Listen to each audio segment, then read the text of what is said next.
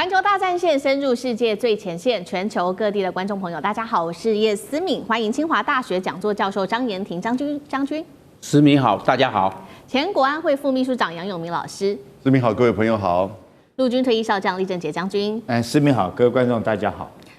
观众朋友，今天节目一开始，赶快来看到在中日的这一场政治外交上面的冲突，现在竟然是整体已经扩大到延烧到整个第一岛链去了。那么我们今天会来关心到的是火线话题，等一下会来看到的是百艘共军的舰队已经悄悄的压境在第一岛链了。北京还是零宣传，沉默大军整体逼近在西太平洋地区。美日台现在全面紧绷哦，太平洋版的古巴危机难道会正式的此刻要引爆了吗？今天都会一起做关注。好，今天3个火线话题，我们会带观众朋友先来关心到的是，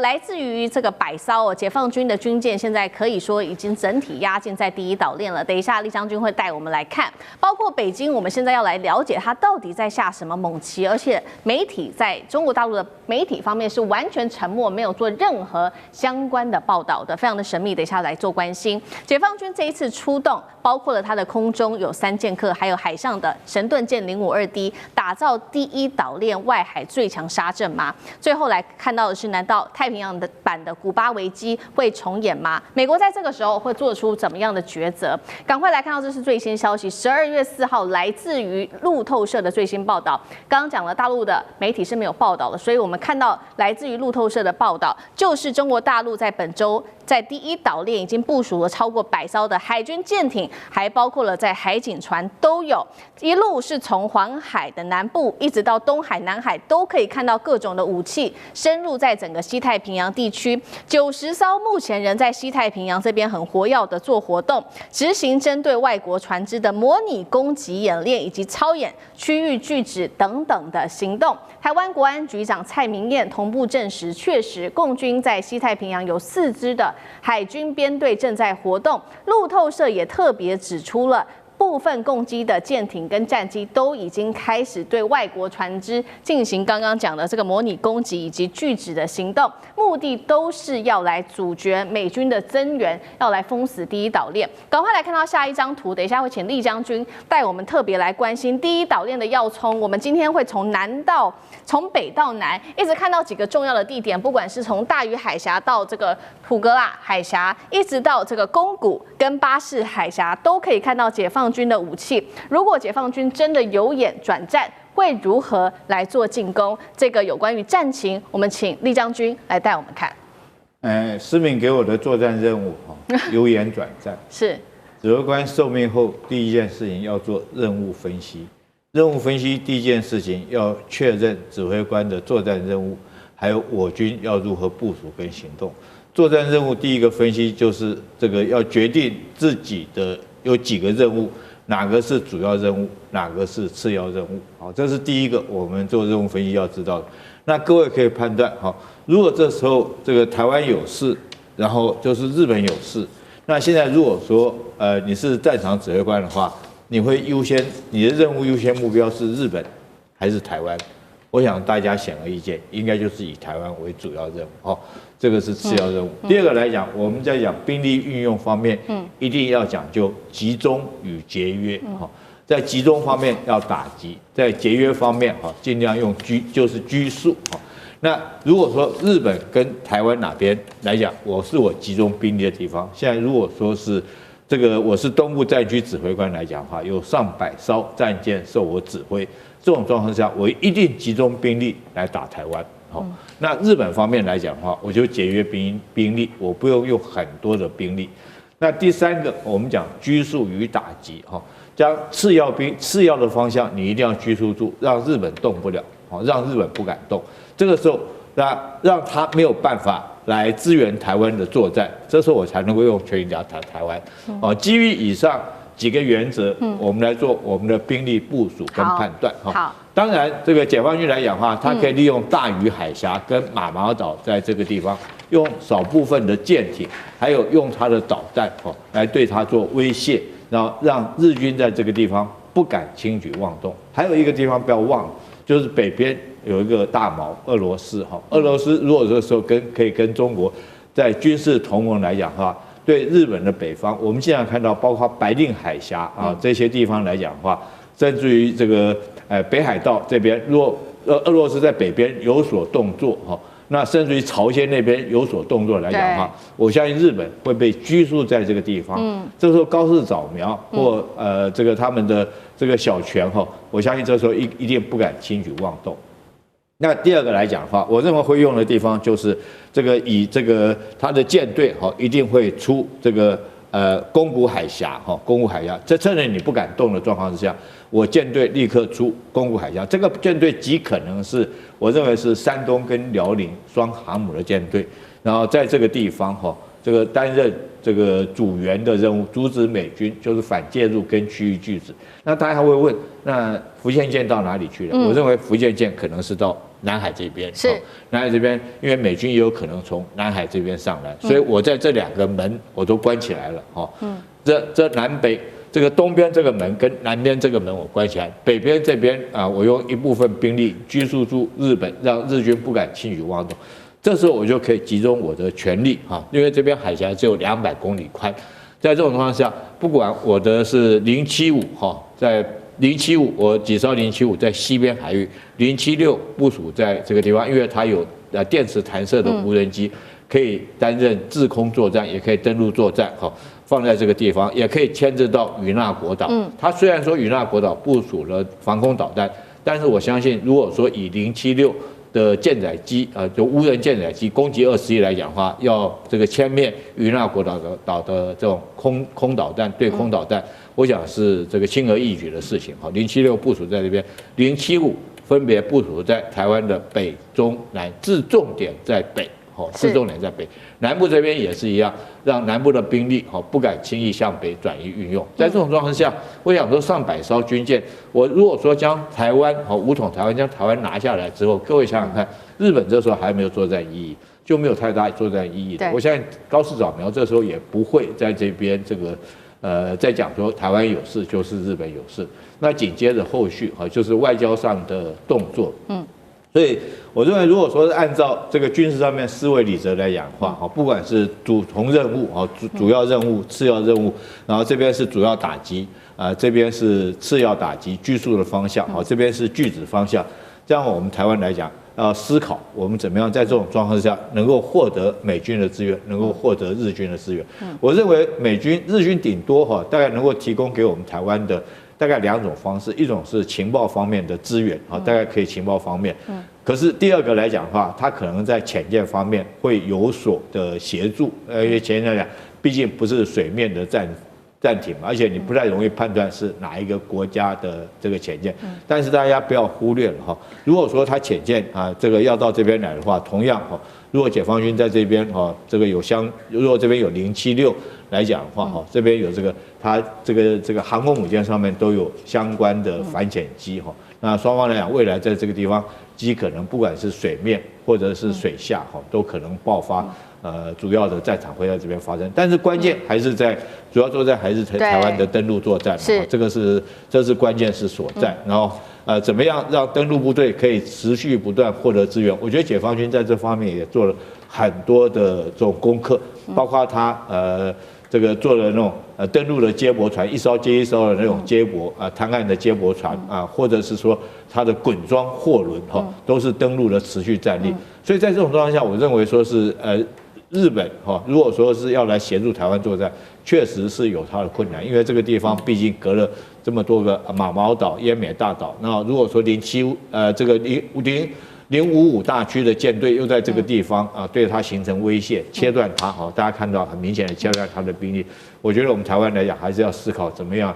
在没有外援之下独立作战。好，谢谢厉将军。现在刚刚将军带我们看到的是整体解放军，如果真的发生所谓的武统，那可能的作战想定。那另外一方面，其实我们看到解放军这一次的大回的动作，其实包括了海空都有非常多的武器。我们今天也要特别来盘点，总共是海空出动了哪一些武器？来自于路透社的最新报道，同时央视干脆也直接点名了，包括在空中有出动3款武器，大家叫它3剑客，攻击11、歼20跟它的歼16。那么在海上同样呢，则是出动了中华神盾这一款是这个052D， 那么它是新改良款的052DM， 在今年呢，至少我们已经看到它成军了5艘以上。比较不一样的事情是，它改良之后有哪一些比较改进的武器的部分呢？就是它换装了 X 波段，可以快反雷达，提高对于低慢小的目标跟逆中目标的一种探测能力。所以接下来我们要请张将军来从军事也帮我们做解析，解放军最新的刚刚提到的空中的3剑客加052DN 的这个神盾舰战力组合又有多狠？那我们先来看这个空中3剑客，包含攻击11、歼20跟歼16，它各有各的任务，各有各的任务呢，要针对任务的特性、目标物的特性来做机种的搭配。那攻击11做什么？攻击11做踹门，歼20呢负责制空空优，因为它逆中战机，负责空优交给他。这个歼16负责对地或对海打击攻击。那我们看，那攻击11它的这个作战航程它4000公里，所以它算是个有空用型也有海用型。海用型它可以在航空母舰上起飞，海用型嘛，所以它是2种都可以。然后呢，它只要装什么呢？装来上面飞机上只要挂2公吨的反辐射飞弹，把雷达打瞎就可以了，踹门嘛。踹门完毕之后，逆中战机歼20出来的时候，所有的制空通通交给他，让对方的战斗机或什么会抓不到逆中战机，逆中战机抓得到它上面挂的这个长距离的或短距离的空对空飞弹。那真正的打击的歼16，那歼16它有12个挂载，最大的满载是12公吨。你要打个折，你打仗的时候不会说12公吨挂得满满的，大概挂个8公吨差不多了。那可以挂鹰击6两、鹰击83，我就看它要针对任务性质啦。鹰击6两或者鹰击83的性质，专门做对海打击。因为为什么？因为讲到了第一岛链，你从这几个海峡，宫古海峡或巴士海峡，或者是那个中国海峡。这个军青海峡，它这个都可以出来啊！可以出来的时候，这个在东海还有巴士海峡都可以来实施这个海域上的扫荡。那这个交给谁？就歼16嘛。所以我们看踹门，掌握空优，然后对地或者对海打击，这个刚好就变成3位一体。一种机型，你让它包山包海，又要对空，又要对海，又要对地，又要去踹门，这个任务你通通交给他，反而贝多利分。你都不专精，你又要对空，你又要去对海，你都不专精。这个我们把分工分得很清楚，让这些真正执行任务的歼16专心去对舰，空对舰的飞弹就下去，83鹰击8或者鹰击62下去，把这个军舰给它击沉，它专进行。那这样的话，功能是发挥到最多。那我们现在看到海军，看到动5两 DM 就是现代化了，中华神的7000公吨。7000吨级的，最重要它改良在哪里？以前呢，它的这个搜索雷达是 C 波段跟 S 波段，那它现在加了一个 X 波段，X 波段是强迫雷达。那强迫雷达看得远，因为我们知道最主要海上你要怎么克服？因为它有个曲度，那曲度一远的地方你看不到，因为它是地球，你这个雷达波是它不会转弯的，雷达波是直射的，你地球曲度那远的地方，它直接过去，它在下面。你根本没办法发现目标，那这个就重要了。我要换 X 波段，强迫雷达要出来了。它这个强迫雷达的型号是364型，那364型专门抓低空目标。我们知道有时候低空目标，尤其是反舰飞弹，这个空对舰飞弹或舰对飞弹过来了，那这个时候我要去在第一时间先发现有飞弹来袭，然后我这个时间预备了准备去摧毁它。那动5两的它重在防空，不跟动5不一样，因为这个军舰也是一样，不是说包山包海样样都行，它重在防空。所以你注意看，中共一个这个我们作战集群出去的时候，有动5两，有动5-4，然后还搭配大家来护卫动5-5，是这个样。它这个总共是64个垂发，前面32，后面32。那针对任务性质，我认为它装的这个舰对空的飞弹多。我们讲打以这种大型的。这无人机 UAV 可以打这个我们讲的飞机，我们叫做防空，这个火力没问题。就这样，它上面挂的是红旗9B 跟红旗9C，都是比较现代的。那你这个海红旗9B 跟红旗，它不用海红旗9A 了，淘汰。那这海红旗9B 跟海红旗9C 都打200公里。那这样的话，先发现目标，反正交给 S-band，然后这个海红旗9C开始对目标做掌握发射出去，不管是大型的 UAV 也好，或者是大型的这种战斗机或者歼击攻击机，那这都会在它的这个火力涵盖范围之内。所以，我们今天呢要来看的话，还有一个最好的搭配，只是这里面没有写，就是空警500或空警600，这你要搭配。为什么？它可以在整个战场对空搜索还有对海搜索，通通交给空警500，或者是空警600，看是什么性质，是海军用的600呢，还是空军用的500？把整个空域交上去，然后经过链路 link 在一起，把这些相关的讯号在第一时间收集给动52 DM。这样来搭配，或者是将来的时候，这个空警500或空警600，将收集的信号跟它攻击的目标，这个下发给歼20或下发给真正出作战任务的歼16，那这样子去打海上的目标，这个以后就是说变成战场管理，然后大家都有一个共同作战图像，由作战图像做任务的分配很明确，你的目标就是这个。那目前它的航向、它的速度，还有它的吨位的大小或者是一些特征，它会告诉